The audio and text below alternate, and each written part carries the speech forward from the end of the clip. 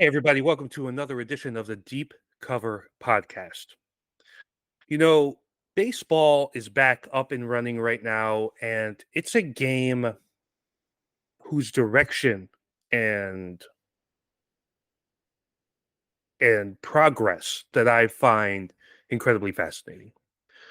So back in the 90s, when I was kind of really getting into sports, I found myself really gravitating towards baseball in the late 90s. And that was in large part due to the ubiquity of Ken Griffey Jr., to the home run race with Mark McGwire and Sammy Sosa, and then eventually with the Barry Bonds angle. Obviously, we know, with the exception of Griffey, these guys were maligned by the steroid era. And it kind of put a black eye on baseball for many years for a lot of people. It disenchanted me personally from the sport. And ever since then, I just found myself mostly struggling to get back into caring, quite frankly, about baseball. Baseball was in the news a couple times over the past month or so. One for a really cool reason, and one for not a cool reason, both centered around the same player. So the LA Dodgers can largely be considered the first or probably second most recognizable brand in Major League Baseball. You could quibble between them and the New York Yankees being the top, but when you think baseball, a lot of times you think of Dodgers, right? You think about, obviously, in recent years, Clayton Kershaw, a bunch of other players there. Mike Piazza was there once upon a time. Obviously, Jackie Robinson with the Brooklyn Dodgers before they move out west to Los Angeles. But they are a franchise that is considered a power player in Major League Baseball. And they made a move with what power players do, right? They signed Shohei Ohtani from the LA Angels to a 10-year, $700 million contract this offseason. Ohtani becomes the face of the franchise, and in many cases, the face of the league. People saying the next Babe Ruth. He's a guy who can hit and can also pitch. Obviously, coming off of Tommy John surgery this offseason, he's not going to pitch this year, but he is likely going to pitch the following year, and he will be a hitter for the Dodgers this year as well.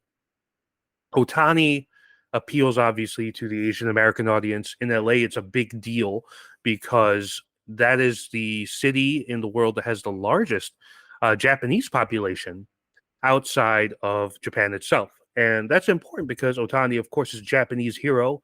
And, Japanese people are very proud of their countrymen coming to the MLB and doing well. We saw it with Ichiro Suzuki in Seattle, another market that has a very prominent Asian American presence. Now, the bad comes in is that Ohtani is now in a bit of a scandal. His former interpreter has been accused of stealing money from him to pay off gambling debts and lines of credit. And a lot of people are starting to wonder where this leaves Ohtani. How much was he involved? What did he know? What didn't he know? He's a little too close to the situation for comfort for a lot of people. And for baseball, this has become a nightmare. This has become a situation where they thought they had this great story, this great talent that has been kind of stuck in with the Angels system for a little while now, not really having a lot of success in the way of getting to the playoffs. Now he's going to a team that's perennially winning their division, or at least getting into the postseason. And it felt like a great watershed moment for baseball. Instead, we're now dealing with another scandal. It makes us think back to the steroid era, and because of the gambling corollary, it makes us think back about Pete Rose, who was, of course, banned for baseball for betting on his own team, allegedly, right? So it's a difficult time for baseball. When you zoom out and look at where the sport is, it's rapidly losing popularity to the NBA and, of course, the NFL.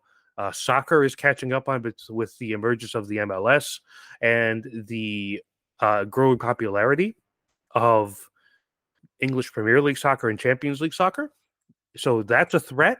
College football has surpassed it as well in terms of interest level.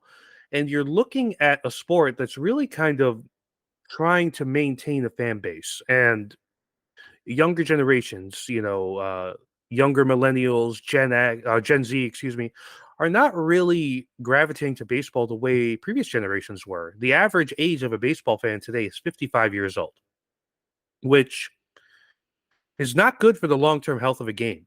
and they've struggled with captivating audiences. They've tried to get their fans a little bit more interested by speeding up the game with the pitch clock, limiting the time a batter has to get into the batter's box and all that stuff. But more so than other sports, baseball is almost at mercy to its tradition, more so than basketball, more so than football. There's so much legacy stuff with baseball because the sport spans back all the way professionally, all the way back to the 1800s, right? So it is in a tough spot there with being able to captivate the masses and has really struggled with that. This week, I talk with a good friend of mine, Brandon Leopold, who is a keen observer of baseball and the MLB, of course, of his local Detroit Tigers as well. But we talk about the impact of the Ohtani scandal. We talk about the state of baseball as well in the United States, where it's heading, what can be done to make it more popular, or as we kind of conclude, is it kind of harboring into niche territory as many sports are that aren't football? And one thing I do want you to pay attention in my conversation with Brandon is how baseball and the way we view it has kind of changed, the way analytics have changed it, right? And analytics have largely benefited football, and it's divided people in basketball, but it's really been detrimental, I think, to baseball. Baseball, I think, now is kind of facing an issue where there aren't a lot of name brand names. There isn't a real incentive to watch because it's such a long regular season. And as the NFL and college football seep more and more into the calendar, the draft and free agency kind of dominating this normal part, this beginning part of the season, and then college football with its super conferences kind of encroaching on it in the later half of the season when pennant races are heating up. And it kind of makes you wonder, where is baseball's lane? What can be done here? Is there a situation where we just kind of accept that it is no longer a big name sport in the United States? So it's an interesting conversation. It's an interesting thought process and thought exercise to have about the state of baseball and where the sport is headed and what we might expect from in the next decade or two. So stay tuned after the break for my conversation with Brandon Leopold about Shohei Ohtani, baseball, and the state of the sport today and moving forward into the future.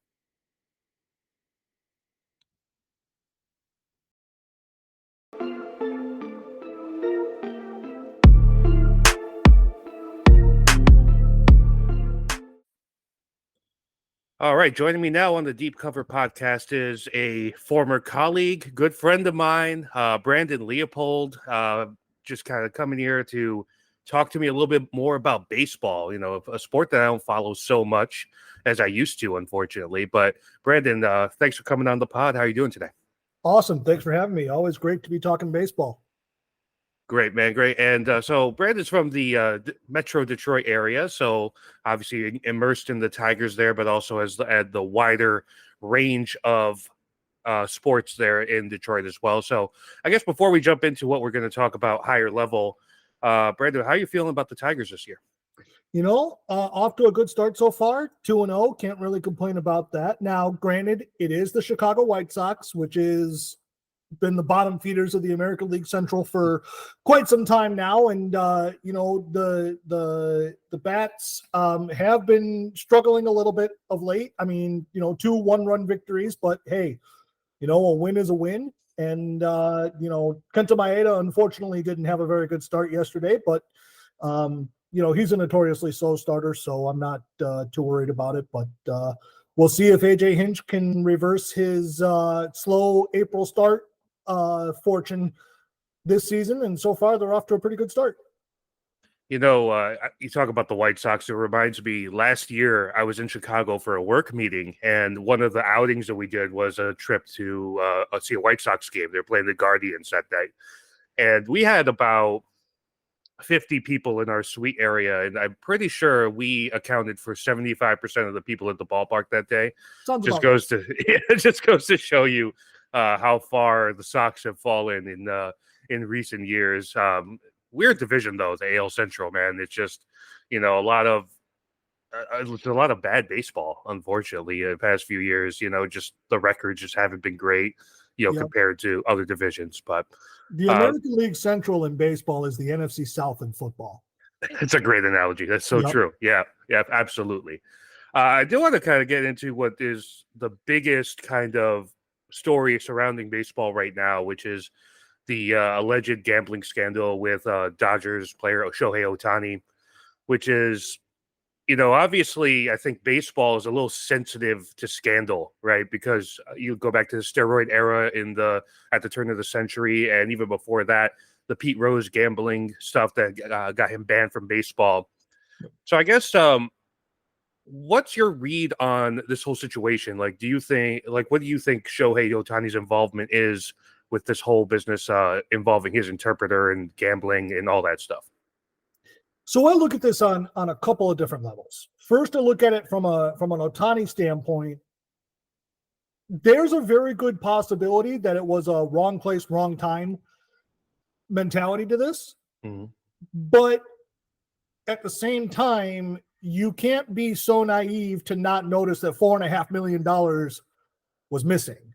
Now, for a $700 million player, I mean, $4.5 million is like $10 to you and I, but even so, we would still look at our wallet and notice that $10 is missing. Right. So something doesn't really add up here.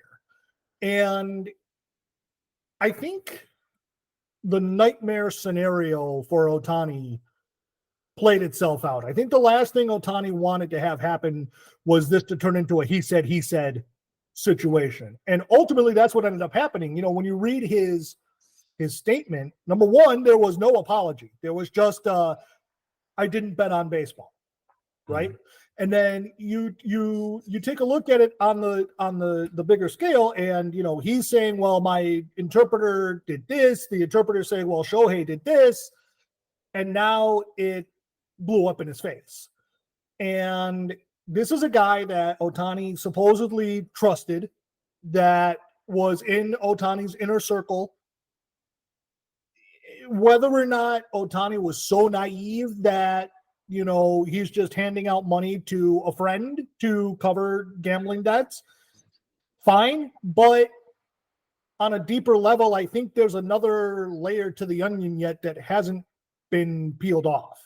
And I really think there's more to this than we're letting on. That just hasn't come out yet, because baseball right now is dealing with so much on a grander scale besides this. It's opening week, number one. Number two, there's so much upheaval and so much moving parts going on in the MLBPA, with trying to vote Tony Clark out of office and somebody else whose name escapes me at the moment. That really, this is not a good time for anything else to come out. But I think slowly but surely we'll get some more information on it. But again, it's very possible Ohtani could have just made a simple mistake, but something doesn't seem right here, And the last thing Major League Baseball wants, obviously, is another Pete Rose. So right. I think, again, the long and the short of it is, let the situation play itself out. And then, May, June, if we hear something else, then, we could talk more about it. But it doesn't really help the fact that we're not hearing anything else other than, okay, Ohtani issued a statement, his interpreter issued a statement, crickets, Right. So that's my take on it. But again, I think I think we'll see something, coming up here in maybe about a month or so. And I kind of think about the irony of this happening while the thing that's going on in the NBA as well, with Jonte Porter's scandal about doing bets on himself with player props and stuff like that. And to me, that one's a little bit more damning, because it's basically point shaving, Yep. But a lot of people are kind of sweeping it under the rug because they don't know who the hell Jonte Porter is. Exactly. He's like the 10th guy on a lottery team. So how big of a deal is this, that this is Ohtani and not some middle reliever for the Twins or something like that, right? Where everybody knows who Ohtani is. He was the biggest free agent acquisition this offseason in MLB. He's going to the Dodgers, one of the MLB's premier franchises, right? It's very high visibility. Do you think if this was a less marquee player on a less marquee franchise that anyone would frankly care as much as they do with Ohtani. Oh, I doubt it. I mean, Yeah. I can speak from personal, because you let in with the fact there was somebody in the Tigers organization a few years ago, a minor leaguer I'd never heard of, that I don't follow minor league baseball as closely as I should probably, but got an 80-game suspension for gambling, and it was a little blurb on MLBTradeRumors.com, and that was the end of it. Maybe it was on MLB.com for a week, and that was it. But Shohei Ohtani is being heralded as, the face of baseball. He's Right. the LeBron James of Major League Baseball right now. So obviously it's going to be a much huger deal, because you said everybody in the world knows who Shohei Ohtani is. Whereas if Jason Foley of the Tigers did it, oh, all right, it sucks, but we move on. Right. But because it's Ohtani, it's sending a message that there is no player above the game.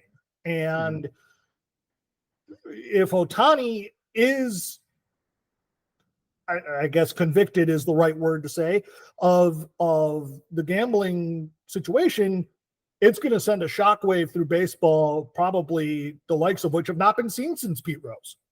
But the difference is that Pete Rose bet on his own team. As we know of right now, this is only paying a guy to cover massive gambling debts. The only thing about Ohtani saying I never bet on baseball was because his interpreter accused him of doing it. So if it does come to that, then yeah, that'll be a tremendous shockwave throughout Major League Baseball. But if it's just like you said, some middle reliever for the Twins, sweep it under the rug, nobody will care in a week or two. So and it's sad, but I mean that's where the state of sports is right now. And you mentioned with the NBA, the NBA is cracking down on it. The NFL is cracking down on gambling. Yep. And, in the NHL, we've had one incident that we know of with Evander Kane a couple of years ago, but I mean, and I'm not going to get on my soapbox and say that, we need to, ban gambling from sports, but I mean, and look, you're not going to police everybody. I mean, Major League Baseball has thousands of players. Something is going to fall through the cracks eventually. But again, you've got Shohei Ohtani, who's in another dimension in terms of the plateau and the hierarchy of baseball, as opposed to just some nobody on, the Cleveland Guardians. And, it's so much easier for it to be swept under the rug than it is for a big name like Ohtani, like Mike Trout, like Bryce Harper, like Miguel Cabrera when he was playing, that sort of thing. Yeah, I kind of want to dial in on the league specific aspect here, which is that baseball itself, like you mentioned, they don't want another Pete Rose. They're really sensitive to that sort of thing, right? Yeah. And other leagues, they've kind of had to deal with this. Calvin Ridley in the NFL, you mentioned, obviously NBA has had some stuff like that. I guess, do you kind of see, just from your personal perspective, do you have a problem? I know that you said you don't want to open up the soapbox, so I'm kind of leading you into opening up the soapbox. But do you have a problem with an MLB player betting on English Premier League soccer or an NBA player betting on NFL? What is the line? Obviously, we don't want them betting on themselves during the game. That's conflict of interest. Everybody knows that. And you could even argue you don't want them betting on other games within their own league because they have insider information, right? But is it so much of a bad thing to bet on another sport that you're not really affiliated with, and how different is that from going to Vegas and spending a few grand on the blackjack table? I don't really have a problem with that, just because, a lot of these guys have fantasy, football teams. A lot of these guys have fantasy basketball teams. Maybe, Justin Verlander likes English Premier League soccer, and might want to make a couple extra bucks. Not that he needs it, but, right. You might make a couple extra bucks. So I don't really have a problem with, gambling on things that are not affiliated with the sport that they're in. Where I have a problem is, like you mentioned, if Shohei Ohtani bets on baseball and bets on the Dodgers, where I have a problem is if, the rules state in your contract, you can't be anywhere in the team facility or, wearing your whatever team you're on apparel while you're doing it, and then they do it. Like that to me is just like, well, you're just stupid at that point, but in terms of actually, like, a baseball player betting on football, I don't have an issue with that. In terms of the difference, I mean, then going to the blackjack table, I mean, of course, probably a better option. But you have an ability to lose more money quicker that way, especially if you're me and you're terrible at blackjack. But, at least that way you don't run into any possible issues, because you never know who's watching when it comes to, going on DraftKings or going on FanDuel or even going to a sports book at a casino and, putting money down. But in terms of, like you mentioned, in terms of me having a problem with it, I think that's negligible. Yeah, it's something that I find kind of ironic, obviously, because all the leagues now are in bed with the sports books, right? Yeah. Like, oh, hey, this news thing on NFL Network brought to you by DraftKings. It's just like you see that a lot. It's all about the money, like you're indicating, right? And it's just there's a fine line that the leagues are trying to dance. I think kind of staying away from your league and staying away from team facilities is a good barrier, a good guardrail. But the key difference, of course, between doing this and going to a casino is you could just whip out your iPhone and place a bet right away, right? And that's the ease of access is the difference, and that's something that baseball and all other leagues are really going to have to navigate. I do want to dial in here on the popularity of baseball. I was looking into some just viewership numbers. Obviously, here in the U.S., the NFL is just killing everybody, right? It is by far and away the most popular sport in the country.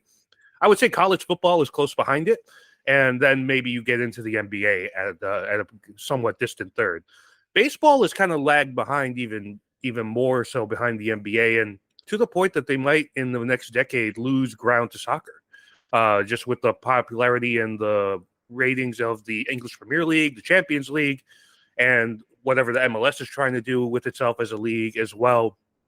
So soccer is kind of nipping at baseball's heels. And it seems like the popularity, especially among like our generation and younger, is really beginning to wane. I think the average age of a baseball fan is 55 years old as of this year. So why do you think that baseball continues to lose popularity amongst younger generations? What about the game isn't really resonating with people who are, teenagers and in their 20s today? It's a couple of things. First of all, the attention span of the average, 20, 30 something year old is not what it used to be. We can't sit through a 3-hour baseball game on TV. And, God bless Major League Baseball for trying to speed up the pace of play with the pitch clock and everything, but it's still not enough for us to keep focused, for 2 hours, 2.5 hours at a time. The other thing too is the era of the long ball. You brought up the steroids era, in a previous segment, but that was cool for baseball. Is Ken Griffey Jr. going to hit 50 home runs? How many home runs is Mark McGwire going to hit today? Those days are done.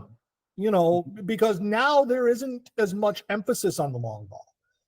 There isn't as much emphasis on the big boppers, the Albert Pujolses of the world, the Miguel Cabreros of the world. And the third thing is a lot of the target audience, if you will, for baseball is dying off. especially the baseball purists. Right. A lot of them are upset with the fact that they're adding a pitch clock.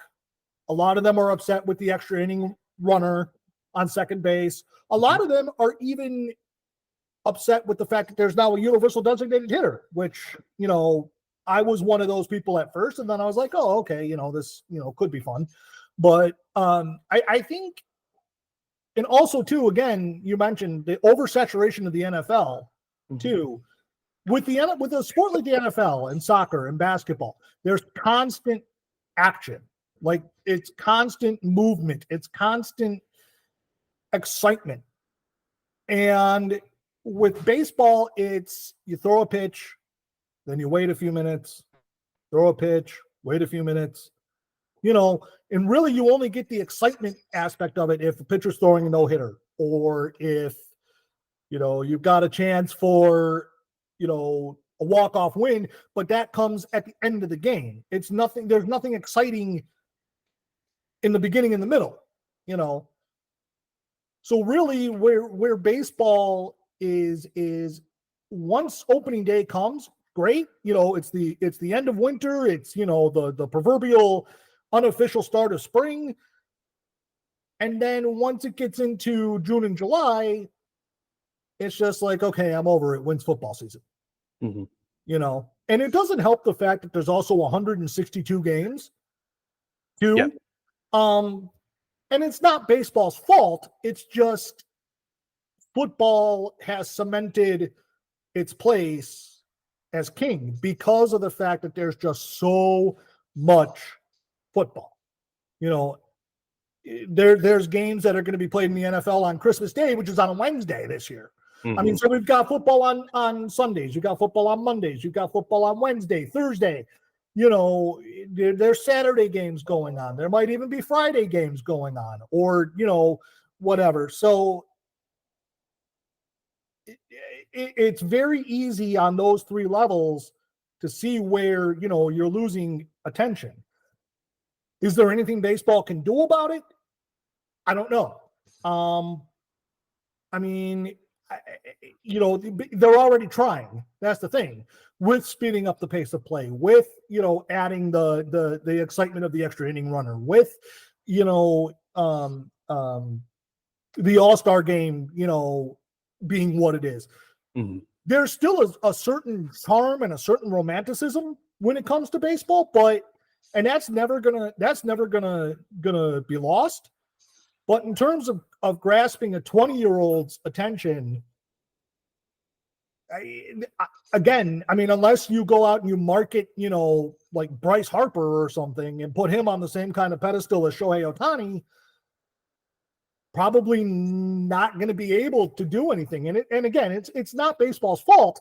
It's just that's the way the sport has gone with. And plus, also too, we can't lose sight of the fact that analytics has taken over the game of baseball so much that it waters everything down. Whereas and teams like the Oakland A's and teams like the Pittsburgh Pirates with virtually no payroll are never going to win anything. So you're seeing the same teams every year. You're seeing the Yankees every year. You're seeing the Dodgers every year. You're seeing the Braves every year. Every once in a while, another team will pop up here and there, like the Rays, but it gets boring after a while. And, and it's more fun and also more expensive to go to a game personally than it is to sit on your couch and watch a full 9-inning baseball game now. So I think all of those things combined, I think kind of really is why baseball's where it's at. And eventually, you're right. I mean, soccer may end up overtaking baseball at some point, which is weird to say because, the Americans never embrace soccer, but, unless it's the World Cup or something. But unfortunately, that's where I think we might be headed. You brought up a couple things I want to dial in on there. So first, the analytics piece is, it's funny because every sport now has analytics, right? Like with basketball, it's more 3-point shooting, depth of the mid-range. And in football, it's been more going for it on fourth down. which you as a Detroit Lions fan are all too familiar with, right? Yes. What makes football win in this is because, question the call if it doesn't work after it. Inherently, we like when coaches are aggressive. We go 4th and 1. Yeah, let's just go ahead and try to get it kind of thing. A lot of people like that. But they don't really like, the with the way it's kind of rendered every player in baseball into a number, the way it's turned when some people's view the NBA into a 3-point shooting contest. So I think that's something that football really benefits from. Another thing I wonder about baseball, Brandon, is it is designed like when you mentioned obviously throw a pitch, wait, throw a pitch, wait. But when things do happen, you can argue it is designed for this social media quick spurt era, right? Of TikToks and Instagram reels, where say you have like a web gem or just some crazy play that happens, that could be easily chopped up into viewable content to kind of feed into the highlight culture that a lot of us have kind of become subjected to. We see it in the NBA, we see it in the NFL with like great catches, great runs, that sort of thing. I feel like that's where baseball's really failed. Its social media presence is not great. I've seen, like, I follow the MLB's official account, I follow a few team accounts on social. They're not doing a great job, is in comparison to the NFL and the NBA, especially. So I think that's a potential area for improvement. Another thing I feel like is, I wrote a piece about this weekend, and it's kind of a little bit of a xenophobic situation in sports, I think, where a lot of sports are becoming more and more international, right? The NBA is now 25% international. A lot of European talent dominates the league. Baseball, of course, has been dominated by Asian and Latin American players now for a few decades. And, I think deep down, people might not want to admit it, but deep down, they have a little discomfort with the fact that Shohei Ohtani needs an interpreter. Yep. A lot of these great players, do interviews in Spanish, and I think for a lot of people, they say, well, I got to deal with that with the NFL. I got all my American guys here, right? And I think that's something to consider. It is part of the mix of what's going on in MLB to kind of really diminish it. But I kind of want to talk a little bit about the rule changes that you mentioned. Obviously, you talked about the pitch clock and the second base and extra innings aspect. I think that leagues make rule changes all the time to appease casual fans. We see it in the NFL every single year. They're doing like the hip drop tackle being banned this year. The NBA does it every single year. Fans say, oh, I don't like the take foul, so they take out the take foul. Whatever like is going to make the game a little bit more appealing to view, they're going to do that. Yep. So, the purists are always going to be mad because they think about, oh, I miss when, pitchers would go 8 or 9 innings regularly and whatever. And it's just not the case anymore. So, is there any other changes that you could envision being made that would benefit? Or is this just kind of a situation where they got to keep on trying something until they strike gold and it resonates with the fan base? Oh, that's a good question. I don't know. And the reason being is because, I know that they've been talking about the possibility of having robot umpires. Mm-hmm. But to me, that kind of takes away from the human element of the game and would probably make it worse. But it could potentially make it better because it could lead to more players getting on base as opposed to being called out. It could, Armando Galarraga could have had his perfect game if there was a robot first base umpire. I really don't know, just because so far every change that you make is going to upset somebody. Right. It doesn't matter who it is. Maybe they could put more, I like the fact that whoever wins the All-Star, I know I'm in the minority here, but whoever wins the baseball All-Star game, whichever league wins, gets home field advantage in the World Series. I think that was pretty cool because it kind of incentivizes, actually trying in the All-Star game. I just maybe making, maybe making it a 7-inning game. I don't know. I just think that baseball is one of those sports where if a change does happen, it has to happen naturally. Like it just, okay, we've tried this, it worked for a while. Maybe if we try this, let's let it grow organically and let's see what happens. Because I mean, with the whole thing with the pitch clock, or not with the pitch clock, with the batter has 7 seconds to get back in the batter's box rule. Mm-hmm. We've already seen on a couple of occasions, one just happened in the Tigers White Sox game where a White Sox player was called out because he got a third strike called because he didn't get back in the batter's box fast enough. Well, each batter has their own routine that, like, they'll knock the dirt off their cleats, or they'll adjust their batting gloves, or whatever. That's their routine, and you're taking that away from them. That's something they've done their whole career. That's something that they've done ever since they got into baseball, whatever team they played for. Now all of a sudden it's gone.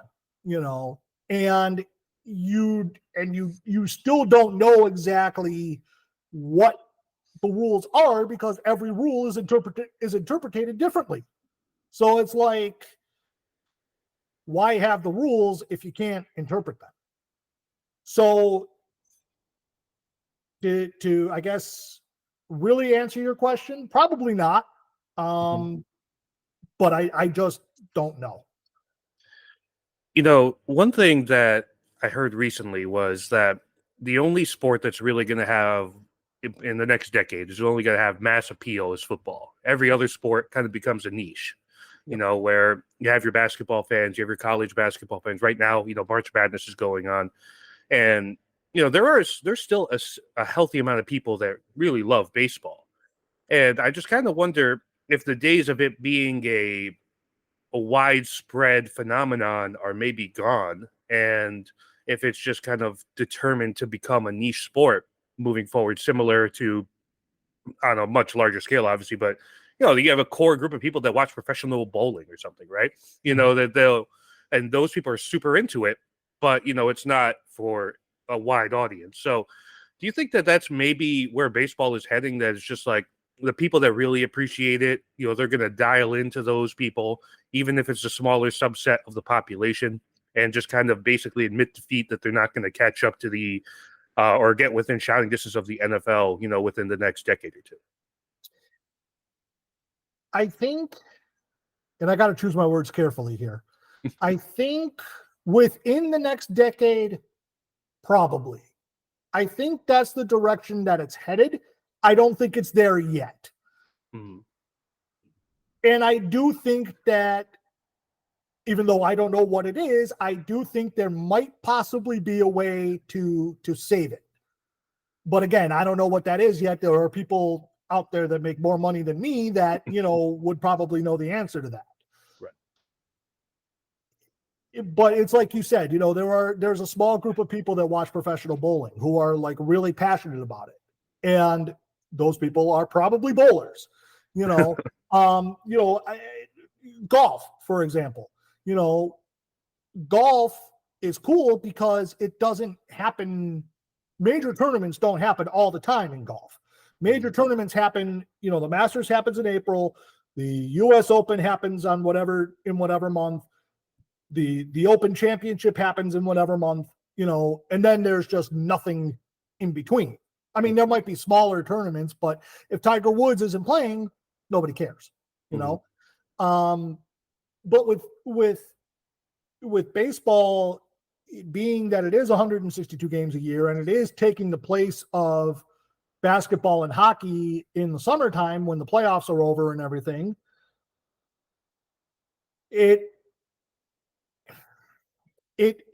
that's what's keeping it above niche status right now, is because in the spring and summer, that's the only thing on. That's all we've got. But I think, again, within the next maybe decade or two, I kind of think that's the direction that it's headed, is to become a niche sport.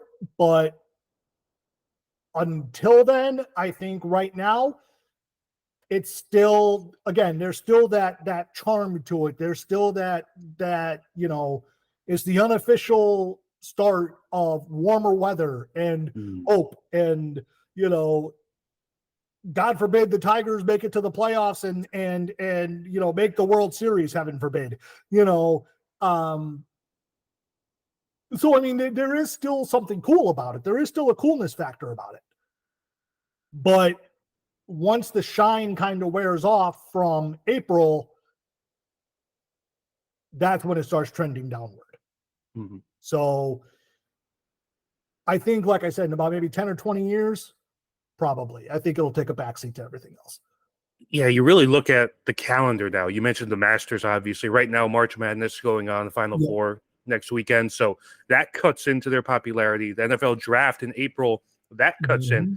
And like with these spring football leagues, or the spring football league now, UFL is one league, if they ever really get proper backing from the NFL and it's really established as a pipeline into the league, like they're trying to make it, I mean, that's a lot of trouble for baseball. And you talk about the later half of the season, August, that's when college football starts to kind of really rev up as the kind of pennant races are heating up, right? So it's super bad timing. And in college football, the super conferences with the Big Ten and the SEC now, they're kind of becoming, must-see television as well. Yeah, and that's where I kind of want to cut in here, if you don't mind. Is yeah, of course. That could be the one saving thing that could possibly save baseball, because a lot of college football fans, myself included, are not happy with the direction college football is going. I personally don't want to see super conferences. I don't want to see the Big Ten versus the SEC and then the have-nots. I went to a Mid-American Conference school, and I was always upset with the fact that without the BCS, Central Michigan University doesn't have a shot in, the underworld about playing against the big boys, in the college football, playoff. And that is what made college football fun. Okay, Northern Illinois was going to get blown out by Florida State in the, Fiesta Bowl or whatever bowl they were in, but they got there. That's the point. They got the chance to play there.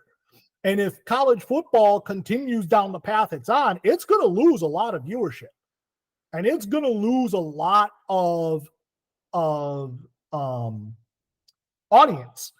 And so when, baseball is still going in September, and in September, right around the beginning of college football, is when a lot of baseball teams start making their playoff push. So, if whatever team you root for is in the thick of things and playing meaningful baseball in September, and college football is kind of going downhill, and the NFL is once a week or, twice a week, you could potentially see an uptick in baseball, because again, there won't be anything else on. I personally, Sunday Night Football, if the Chiefs are playing the Chicago Bears, I don't care. Like, we know who's going to win the game. It's going to be the Kansas City Chiefs. If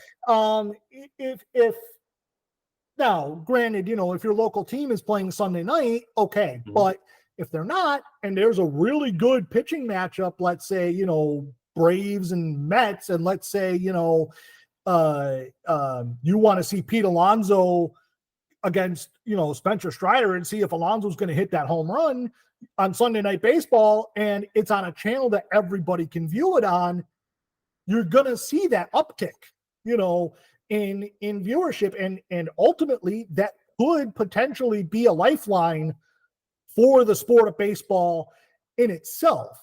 And also too, the fact that, again, baseball is once a week, football is once a week, or maybe sometimes twice or three times a week. But it's not available. Football, hockey, basketball games are not always available in every market, which is why baseball, which is predominantly Bally Sports, say what you will about them, Bally Sports came out with a streaming service that says, you can watch baseball now. The NFL, outside of the NFL Network, doesn't have that. And in a lot of in a lot of cases, NFL Network is blacked out in certain areas. NHL, I can't tell you how many Red Wings games I've wanted to watch this year on ESPN Plus that I can't because it's blacked out in the Detroit area. And in, if they're playing Pittsburgh, it's blacked out in Pittsburgh, but baseball's always there. That's the thing. And I think when people realize that, and when people really try to, and I think when people really get fed up enough with the direction of college football and the direction of the NBA, and maybe even if they do expand the March Madness tournament with the direction of March Madness, I think, again, you're going to see that lifeline being given to baseball. The media rights thing is super interesting because baseball is a little all over the place, right? Like Fox has games, ESPN has games. There's a million games, right? So somebody is going to be divided.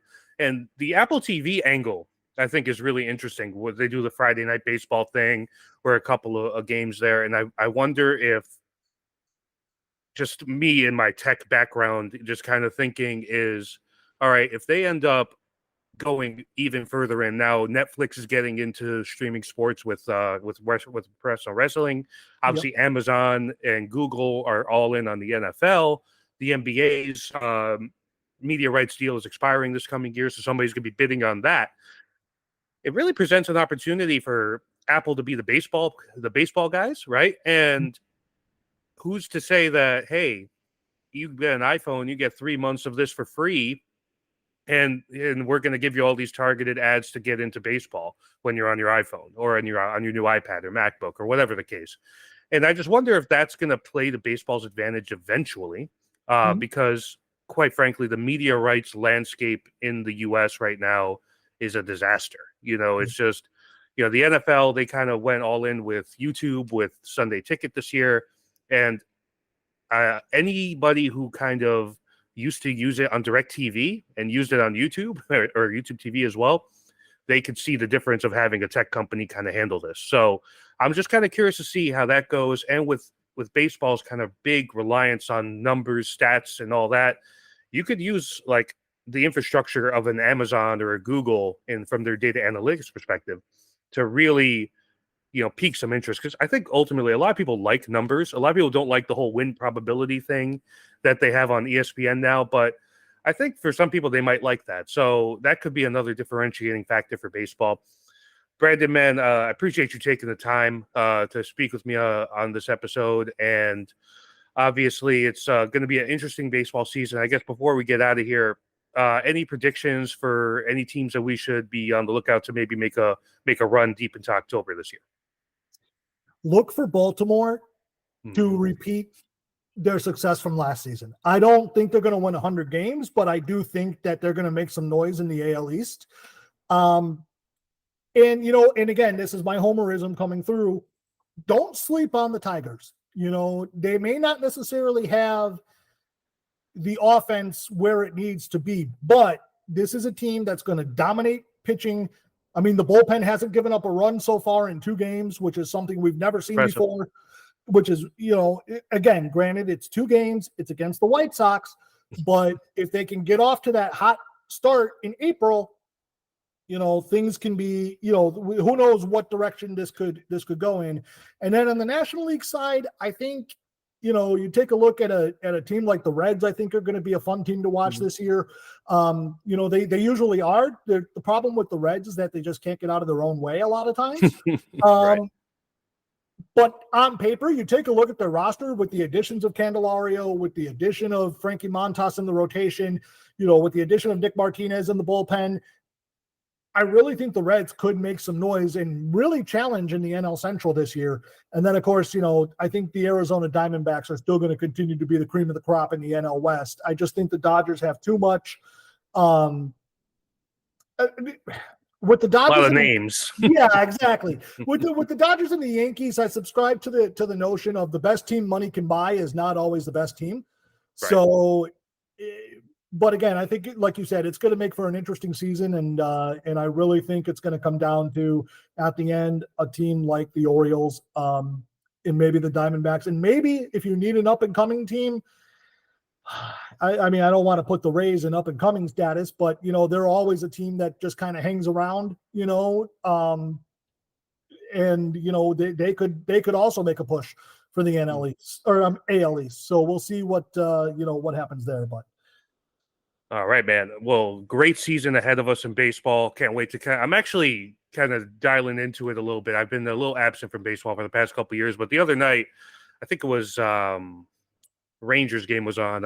It went into extra innings, and I was working on the articles. Oh, let me get this on while I'm working on this, and it was pretty intriguing. So, I actually like a lot of the way it's going. Just for again somebody like me who used to really into it, kind of fell out of love with baseball for a while. I think they're doing some right things to really get some people back in, and I hope they're successful. Personally, I don't really like that it's an NFL monopoly, right? Like I'm a big NBA guy. I subscribe to League Pass. I watch every Knicks game, that comes on, but except for you talk about blackouts. Living in the Seattle area, I can't watch whenever the Blazers play, and they're in another state, which is super annoying. But we won't get into that too much. But I think it's gonna be a fun season. It's obviously it's always a marathon, not a sprint in baseball. But Brandon, thanks again for jumping on. Thank you, everybody, for listening to another edition of the Deep Cover Podcast. If you like what you're hearing, make sure to subscribe on Apple Podcasts and Spotify, or subscribe directly on deepcover.substack.com. Brandon, thanks again, and we will see you all next week. Absolutely. Thanks so much.